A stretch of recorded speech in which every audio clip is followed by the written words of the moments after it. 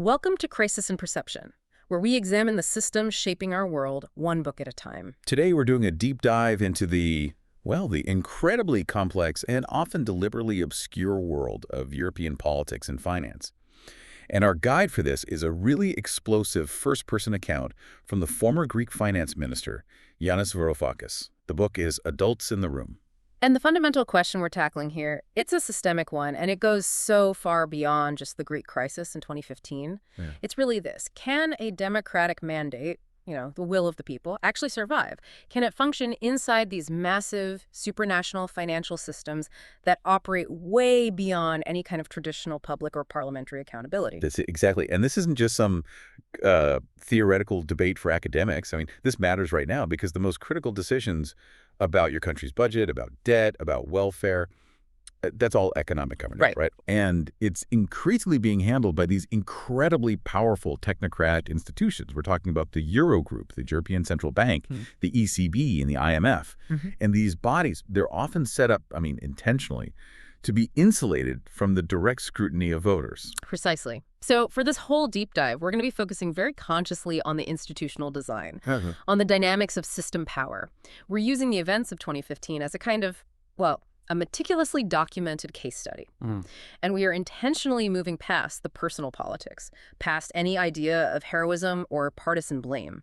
This isn't about who is right or wrong. It's about looking at the structure itself, the rules of the game that, basically defined what was even possible. We're trying to understand how a system, really regardless of the personalities inside it, can neutralize a direct democratic challenge. Varoufakis gives us this incredible window into what happens when an elected government with a clear mandate to end austerity collides head-on with a closed financial bureaucracy that is, above all else, designed for its own continuity. Okay, so let's unpack this. We need some context first, starting with the author himself. Who is Yanis Varoufakis, and how did he suddenly get thrust into what seems like an impossible role? Well, that's what's so key. He came to this battle not as a career politician, but as a pretty distinguished economist and professor. He was already known for his critical analysis of the Eurozone's structural flaws, and this was long before the 2008 crash. So he'd been writing about the very storm he was about to sail into. Exactly. He was, in effect, thrust into the belly of the beast that he'd spent years analyzing from the outside. He knew the theory, and then suddenly he was living the reality. That gives him such a unique position, doesn't it? He's not just some bureaucrat reading macroeconomic data. He's a participant observer in the truest sense. He is. And the book, Adults in the Room, it's a record of his incredibly turbulent 162 days in office as Greece's finance minister. And it's him trying to negotiate the country's debt crisis with Europe's creditors. It's a very unusual political memoir because it reads less like a personal diary and more like a detailed systems audit of how power actually works. Okay, so let's set the historical stage, because this wasn't happening in a vacuum. No, not at all. The historical setting is absolutely crucial. This is all taking place against the backdrop of the post-2008 Eurozone crisis. So after the initial bank failures, the main response from the powers that be was defined by one word: austerity. And this austerity was imposed by the Troika. Troika, right. That's the shorthand for the European Commission, the European Central Bank, and the International Monetary Fund. And they were imposing these policies on the so-called peripheral countries like Greece, Portugal, Ireland, which had been hit hardest by the sovereign debt crisis. And the public narrative at the time, as I remember it, was one of, profligate, irresponsible southern states being rescued by their generous, responsible northern partners. But Varoufakis just completely blows that narrative up. He does. And that brings us right to the book's central thesis. And if we put it in plain language, it's this. The European Union's economic governance during the Greek crisis was basically a closed technocratic system. And its primary objective. This is the key. It wasn't economic success for Greece. It wasn't debt sustainability. It was the preservation of the existing financial arrangements and institutional authority. So he argues this system ultimately just suppressed democratic choice, all under the guise of financial necessity. So it's the difference between, say, treating the patient versus just making sure the hospital's internal rules are followed, even if the patient dies. That's a great way to put it, precisely. And this systemic failure, as Varoufakis argues, it led to massive collateral damage. He makes the case that the brutal suppression of Greece's democratic mandate didn't just hurt Greece. It sent a clear, and frankly chilling message across all of Europe. What was the message? The message was, your vote is irrelevant if it challenges the financial status quo. He actually links this moment directly to the rising tide of, authoritarianism, populist revolt, and the instability we saw in things like Brexit and the rise of Trumpism. That erosion of public faith seems like the most dangerous long-term outcome. I mean, the institutional establishment launched this incredibly effective campaign of what he calls truth reversal and character assassination against a democratically elected and, mind you, a pro-European government. So if a vote to simply end failed austerity policies is treated like an existential threat to the continent, then, why bother voting at all? And that gets to this profound internal conflict that Varoufakis himself was dealing with. The conflict between the academic who understood the truth of the situation and the minister who had to somehow operate within this broken system. And it's all framed perfectly by this famous anecdote involving the former U.S. Treasury Secretary, Larry Summers. Ah, yes, the outsider's dilemma. This really sets the tone for the entire book, doesn't it? Varoufakis tells the story of meeting Summers in Washington before he'd even taken office. And Summers asks him this one crucial question. Are you an insider or an outsider? And Summers, who knows this system inside and out, he offers this just devastating distinction. He says the outsiders, they prioritize their freedom to speak their version of the truth. But no one listens. But they are ignored by the insiders, who are the ones actually making the important decision. And the insiders, what's their deal? The insiders follow what Summers calls a sacrosanct rule. You never, ever turn against other insiders, and you never talk to outsiders about what insiders are saying or doing. The reward for that is access. It's a chance, but not a guarantee, of influencing powerful people. So the price of admission is silence and compliance, even if you know the policy you're following is doomed to fail. Exactly. And the entire narrative of the book is structured around Varoufakis trying to be an effective insider, just for long enough to secure a rational, viable debt deal for Greece. But ultimately, he chooses to become an outsider, to tell the truth when the system demanded permanent, non-viable compliance. He realized the game was rigged, that the institutions weren't built to accommodate rational proposals, they were built to enforce the existing hierarchy. And the very existence of this book confirms his choice. He became the whistleblower, the outsider who chose truth over access. That sets the stage beautifully. So let's get into the core systems analysis. Let's look at the actual mechanisms that Varoufakis saw at work in those secret Eurogroup meetings. We can break it down into, say, the institutional design, the incentives that design created, and then the political outcomes. Sounds good. Let's start with maybe the most abstract but also the most critical concept he uses. He calls it financial opacity as a tool of institutional control, or, his term for it, the super black box. Okay, a black box, I get. It's like a smartphone, right? The internals are totally opaque, but the outputs are predictable. You push a button, something happens. But what makes the financial system a super black box? A super black box is a system that is so vast, so complex, so interconnected. Think about global banks, derivative markets, the whole network of interbank lending, and then the supranational bodies that are supposed to govern them. It's so complex that even its own creators and senior controllers can't fully understand its inner workings. So they can't predict the risks. They can't. The system generates these outputs that shave millions of lives, like the 2008 crash, but the actual cause and effect inside the box is fundamentally opaque to everyone. So if nobody truly understands it, how can anyone be said to be in control? And how does this lead to his idea of a conspiracy without conspirators? It leads there directly.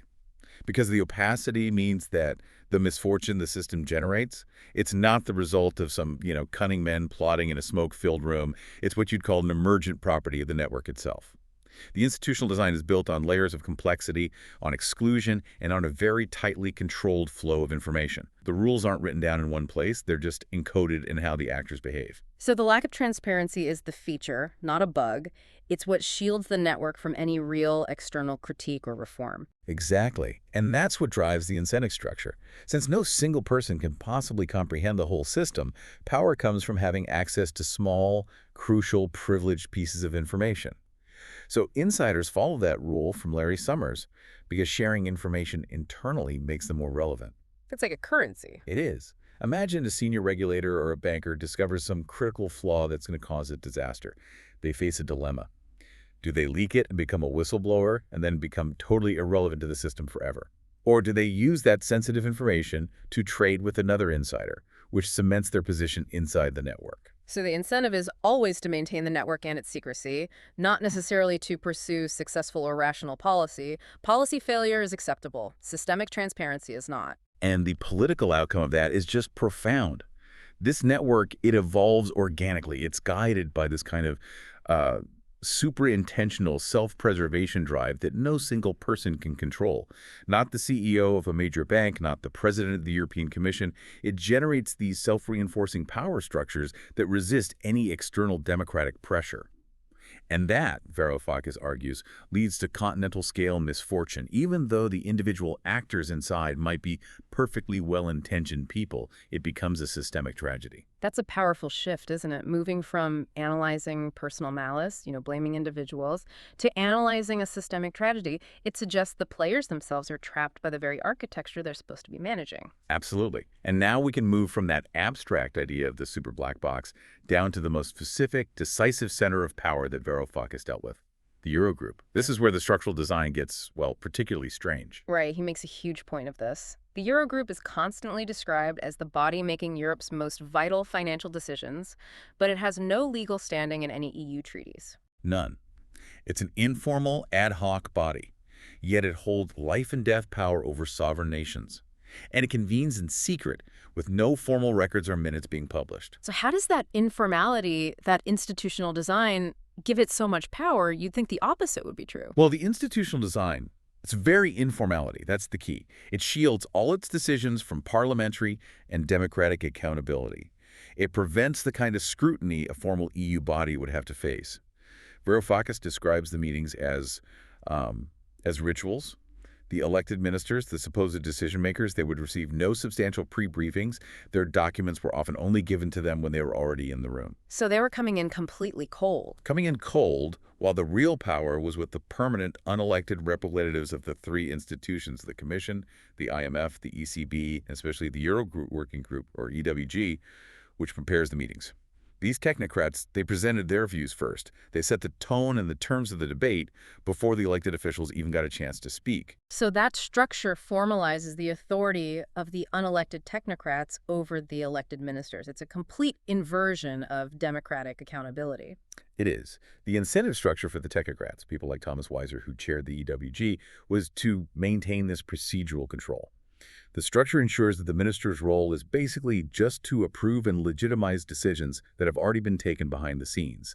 The ministers are there to provide a political veneer. And the political outcome is this slow-motion erosion of national sovereignty without any need for a formal treaty change.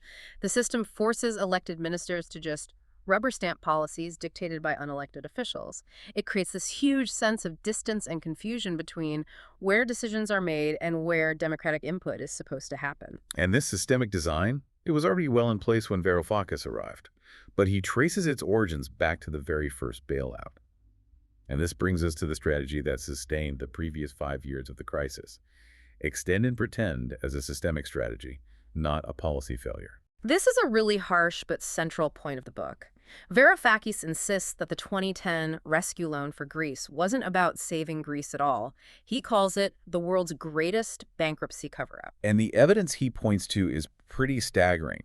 By early 2010, the Greek state was completely, utterly bankrupt. The initial loans, they weren't transferred to the Greek treasury to fund hospitals or pensions. They went directly to recapitalize French and German banks. Why? Because those banks were facing catastrophic losses from their massive exposure, he estimates it at around 1 trillion euros collectively, to the debt of peripheral countries. So the money went straight to Paris and Berlin, not Athens. The vast majority of it, yes. Yeah. The institutional design of that first bailout was driven by the political survival of leaders like Angela Merkel and Nicolas Sarkozy. They knew they could not go to their own parliaments and publicly ask for hundreds of billions of taxpayer euros to cover the failures of their own bankers who'd been making these complex, toxic bets. So they needed a different story, a narrative that could recast a bailout of bankers as an act of solidarity for a profligate nation. Precisely. That was the incentive structure. Political necessity masking financial reality. The mechanism allowed for what he calls a cynical transfer of losses from the books of the Franco-German banks to the shoulders of Europe's weakest taxpayers, all under the noble guise of saving the euro. Greece just became the designated debtor, used to conceal the creditor's own vulnerability. And the cost of that cover-up for Greece was just immense. Greece was effectively imprisoned at what he calls Beiloudistan. Yeah. The loans were conditional on these policies of swinging austerity. I mean, a projected 15% reduction in government spending within 2 years. That Varoufakis says even the creditors themselves, and he notably points to the IMF's managing director, Christine Lagarde, admitted privately couldn't work. Wait, hold on. If the policies were known to be non-viable, why on earth were they imposed? Because the goal was not viability. The goal was process continuity and maintaining the illusion of solvency. That was the political outcome. The system required this official denial, this truth reversal, to maintain the fiction that Greece could eventually repay this massive new debt that was being piled on. And this led to a depression that caused Greece's national income to plunge by a catastrophic 28%. The cure was structurally designed to be worse than the disease. That sets the stage for the specific negotiations Varoufakis walked into in 2015. If the whole system was designed to conceal failure, it was certainly not designed to accommodate rational proposals for success. So let's look at the process of the negotiations designed to manage compliance, not reach agreement. Right. The negotiations were characterized by these structural hurdles that seemed designed specifically to exhaust, humiliate, and ultimately corner the new Greek government. They weren't being treated as negotiating partners. They were being treated as a compliance problem to be managed. What were some of the key tactics that were deployed against him? He highlights two main ones. The first he calls the Eurozone runaround. So when Varoufakis would try to discuss debt restructuring with, say, the powerful German finance minister Wolfgang Schäuble, Schäuble would just insist he had to go to the institutions, meaning the Troika. Okay. But then the Troika's middle managers, they lacked any political mandate to actually negotiate debt relief. So they would just reject his serious academically vetted proposals, any neutral economist would have supported, saying it was above their pay grade. So it's this brilliant but cruel institutional design. He's being shuttled between powerful figures who claim they lack the authority and less powerful figures who can only say no. It's a systemic way of making sure the clock just keeps ticking down towards crisis. It is. And the second tactic he calls the Penelope ruse. This refers to Odysseus' wife, Penelope, in the epic poem. She delayed her unwanted suitors by promising to choose one of them only after she finished weaving a shroud, which she would then secretly unravel every single night. A perfect metaphor for the delaying tactics the creditors used, because delay is the weapon of the side that knows the ticking clock is their ally. Exactly.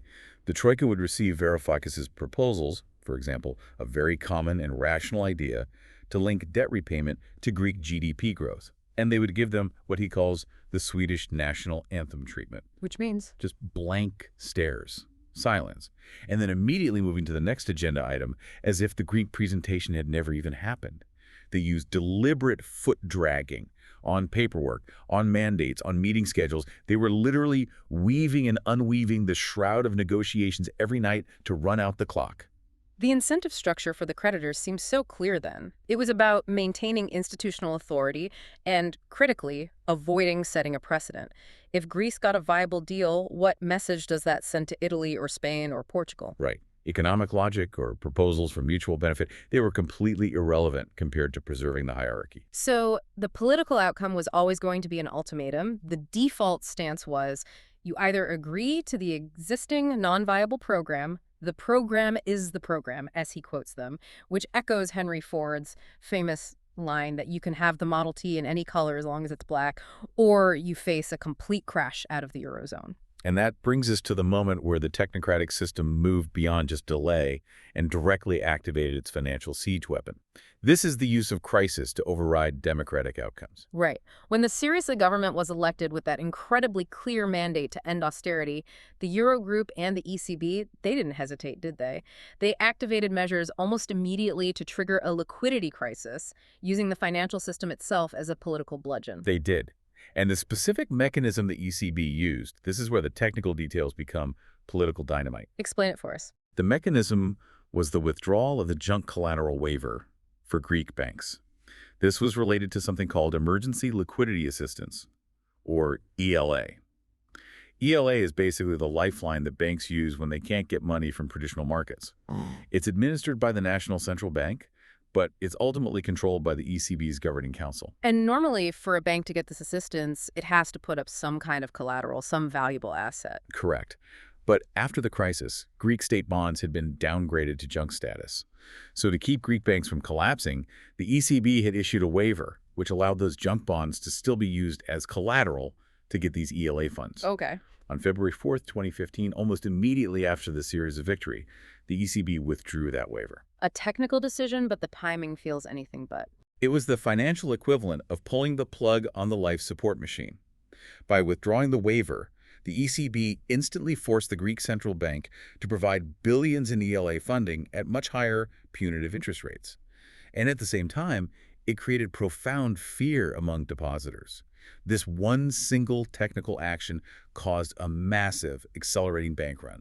It effectively made Greece's plunge toward insolvency a near certainty. The incentive structure behind this action, as Varoufakis captures it, was basically spelled out by Wolfgang Schäuble, who he quotes as saying that elections cannot be allowed to change economic policy. The continuity of the Eurozone system was prioritized over the result of a democratic vote in a member state. The crisis mechanism wasn't an accident, it was a calibrated threat. Varoufakis calls it gunboat diplomacy, but financial. The threat was crystal clear. Submit to our program, or your banks will be shut down, your cash machines will stop dispensing money, and your economy will completely collapse. And that threat among the creditors had a name. It was known as Plan Z. Plan Z.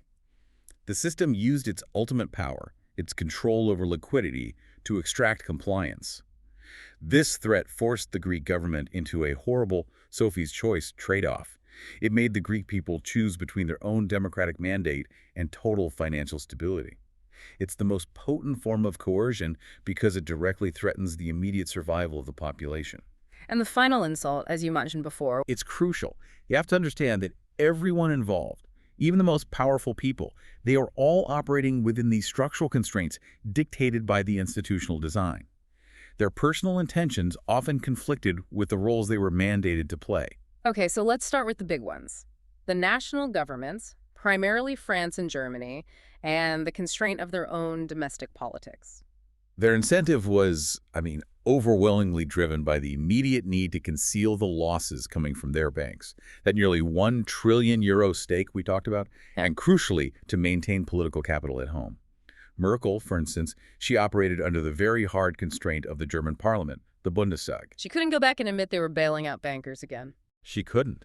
After years of lecturing everyone else on financial prudence, she could not go back to her parliament and confess that the previous bailouts hadn't worked, and that now she needed hundreds of billions more just to cover bank liabilities. So their hardline stance, it was primarily a defensive political move to protect their own domestic viability and maintain this narrative of responsibility. Okay, next. The true center of operational power, as he describes it.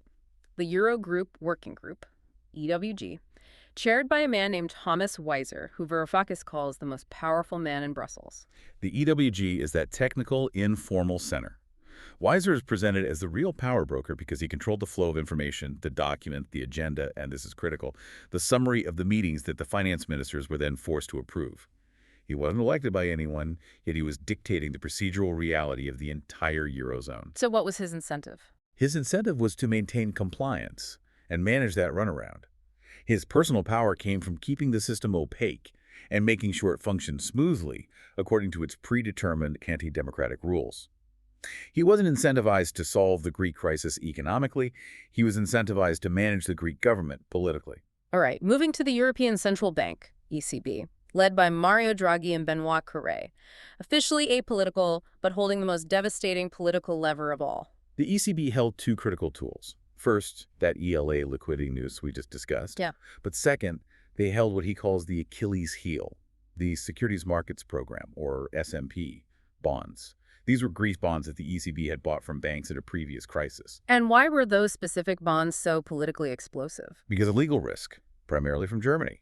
If Draghi allowed any kind of haircut or even a delay in the repayment of those specific Greek SMP bonds, he would open the ECB to major legal challenges, particularly from the German Constitutional Court, which was already deeply suspicious that the ECB was overstepping its mandate. So if the German court successfully challenged the ECB on these Greek bonds, it could threaten Draghi's entire, vastly larger quantitative easing program, the QE program, which was seen as necessary to stabilize the whole Eurozone. That is the ultimate constraint. Draghi's incentive was to preserve the credibility and legality of the ECB's overall bond buying program.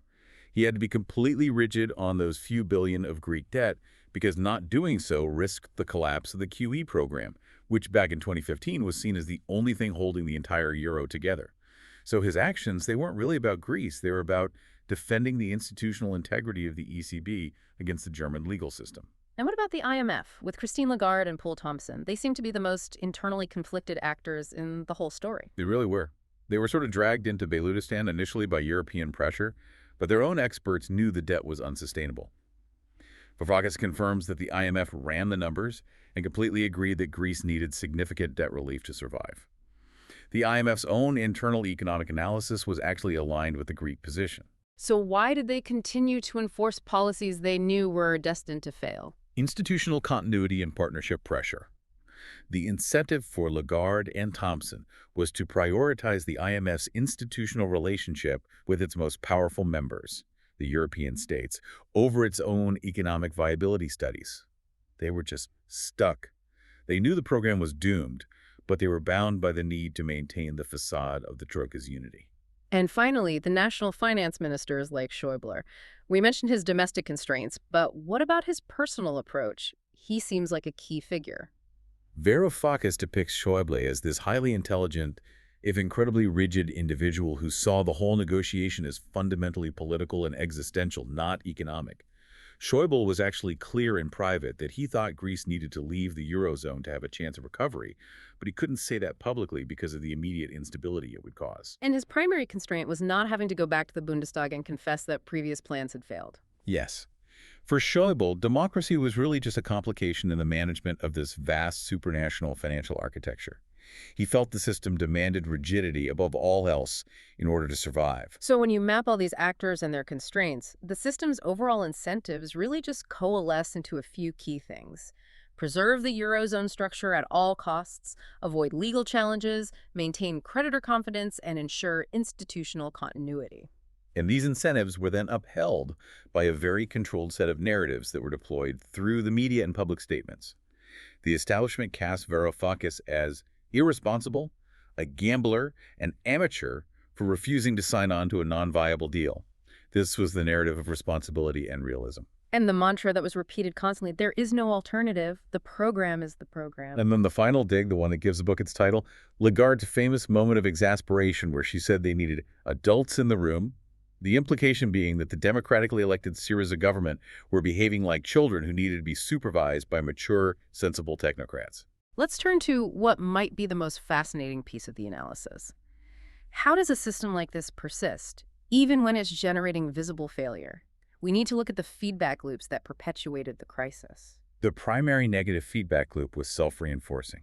It was a spiral of debt and austerity. So the initial austerity policies, those massive spending reductions, they caused Greece's national income to plunge by that 28%. Now, when your national income falls that dramatically, your debt-to-GDP ratio instantly spikes, even if the debt stays the same. And a higher debt-to-GDP ratio requires even more drastic measures from the creditors. Exactly. That increased ratio, in turn, required the creditors to impose more austerity and more control, which then required new loans, more memoranda of understanding, and the further loss of Greek sovereignty over its key assets in its banks. Austerity deepened the crisis, which then justified further control, which then led to more austerity. It's an inherently tragic loop. So why did these systems persist even when their failures were so publicly visible and, as you said, widely known even by insiders like Lagarde? Because the actors feared the predicted doom, the immediate chaotic collapse of the euro, far more than they feared the slow systemic damage caused by the failing policies. They chose immediate structural preservation over any kind of long-term economic viability. And this is where Varoufakis brings in that classical tragedy analogy, right? He invokes Macbeth and Oedipus. It's a brilliant analogy. Just as King Laius unwittingly caused his own murder by trying to fearfully avoid the prophecy that foretold it, the smartest and most powerful players in this story, Draghi, Schäuble, Lagarde, they brought about their own long-term political doom because they were so terrified of the immediate financial prophecy of a euro collapse. So by fearing that Greece's default might cause them to lose political control over Europe, they imposed these increasingly rigid and irrational policies that gradually undermine their own political legitimacy, not just in Greece, but across the entire continent. They were trapped in a loop, just adding error on top of error, unable to retreat. The short-term continuity of the system was preserved, yes, but only at the immense expense of its long-term democratic legitimacy and public faith. And that systemic failure, he argues, paved the way for the political turbulence we see today. Which makes the present-day implications unavoidable. I mean, the book really serves as a vital structural blueprint for understanding ongoing issues in governance far beyond the Mediterranean. The key is the precedent that was set in 2015. The fact that the Eurogroup is an informal body, that it's not legally bound, and that the continuity of the system was prioritized over the outcome of a democratic election, that remains a structural feature of Eurozone governance today. And that structural feature continues to undermine the legitimacy of the entire monetary union. Because citizens know, at a fundamental level, that certain economic decisions are simply non-negotiable, regardless of who they vote for. This really highlights the ongoing democratic erosion under financial emergency rule. The system exposed the ability of these unelected bodies, the Eurogroup Secretariat, the ECB, to assert immense power without any legal backing. They basically established a template where financial necessity can be used to suspend or overrule democratic choice. We saw it with that forced request for the third bailout, but this template, it could be applied anywhere. If a financial crisis can be manufactured to enforce a political outcome, what protection do citizens really have? And this feeds directly into the normalization of technocratic authority. The transfer of national sovereignty over key areas, banking supervision, privatization funds, fiscal policy, to these technocratic oversight groups like the Hellenic Financial Stability Facility. It's normalized the idea that financial decisions are just too complex and too critical to be handled by messy parliaments. They're better managed by insiders who just tick procedural boxes. It sounds like a quiet, gradual surrender of democracy in exchange for a perception of stability. It is a systemic surrender. And it has led, almost inevitably, to widespread public distrust in political institutions. That campaign of truth reversal and character assassination against the Syriza government, which was, let's remember, democratically elected on a very clear mandate, that directly contributed to a broader populist revolt. Because citizens watched as their vote was nullified in real time, they realized their choices were being dictated by this powerful transnational financial system that operates way above their heads. And that leads to the sense that the establishment is rigged, regardless of which party is in power. Varoufakis argues that the establishment's attack on what was a moderate pro-European left-wing government actually pushed voters toward more extreme anti-system parties because they felt that only a true outsider could possibly challenge such entrenched power structures. This connects so perfectly to the mission of this project, of crisis in perception, moving beyond blaming individuals to understanding system dynamics. The book gives us that rare perspective we need to make that leap. It's valuable precisely because it moves past the simple story of goodies and baddies. I mean, Varoufakis is very clear that these sophisticated, powerful individuals, Lagarde, Draghi, Schäuble, they were themselves caught in an institutional trap of their own making. Their actions were often constrained by the rules and requirements of their specific institutional role, even if those actions led to these tragic outcomes. So the focus shifts completely. It moves from the personal competence or malice of a few people to the tragic, super-intentional dynamics of the super black box network. No single person intended for Greece to collapse, but the system's design made it the inevitable outcome. And we see so clearly how power hides behind procedure. The Eurozone runaround, the insistence on legalistic jargon, the reliance on technical interpretations of the ECB's charter, the obsession with process, all of it functioned as camouflage. This procedure obscured the raw exercise of political power and moral judgment that was actually taking place. The ECB's refusal to lift that ELA liquidity restriction was always presented as a purely technical, apolitical necessity based on its charter. But Varoufakis constantly argued, and the system's actions proved, that cutting off liquidity during sensitive political negotiations was the ultimate political act. It was coercion disguised as bureaucracy. Which brings us to the final theme we should touch on: why democratic outcomes are overridden without visible coercion. Because the coercion wasn't military or political in the traditional sense, was it? There were no tanks in the streets of Athens. Instead, the system used its control over liquidity and the flow of money Plan Z, that threat to shut down the entire banking system, to extract compliance. The system systematically turned the Greek people's dignity, their sovereignty, and their democratic consent into the ultimate bargaining chips. They weren't coerced by military force, but by the immediate existential threat of destitution. of being permanently locked out of the global financial system. The threat to people's savings and basic economic function was the modern form of warfare against sovereignty. It provides such a powerful new lens to view the relationship between democracy and finance, not just in Europe, but globally. So, in conclusion, what does adults in the room ultimately help us see differently? I think it fundamentally helps us reevaluate the true nature of democracy when it's under severe economic constraint.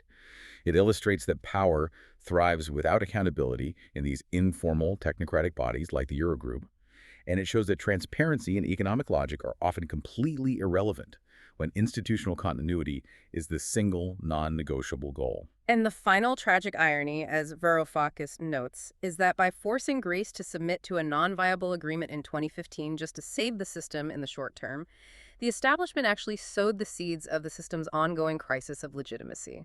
They fueled the rise of destructive anti-establishment forces across Europe and the Western world. They created the very political breakdown they feared by being too afraid of the short-term financial reckoning. The system demanded that Varoufakis and his colleagues compromise their democratic mandate to become insiders, to prioritize access over truth and compliance over viability. But Varoufakis' final provocative thought for us, as citizens, is whether we can really afford to remain outsiders to a financial architecture that fundamentally determines our political and economic choices, and which by its very design subordinates our democratic will. A heavy, but an absolutely essential question for every citizen of a modern state. That was our deep dive into Adults in the Room. Credit the author, Yanis Varoufakis, for Adults in the Room. We highly encourage reading the book or borrowing it from a library. This project is free and publicly accessible. If you'd like to support the time, tools, and research behind crisis and perception, you can become a supporter on Patreon. For a shorter visual overview of this topic, see the mini explainer linked in the description. If you enjoy this kind of systems-level analysis, please like, subscribe, and comment with books or topics you'd like us to explore next.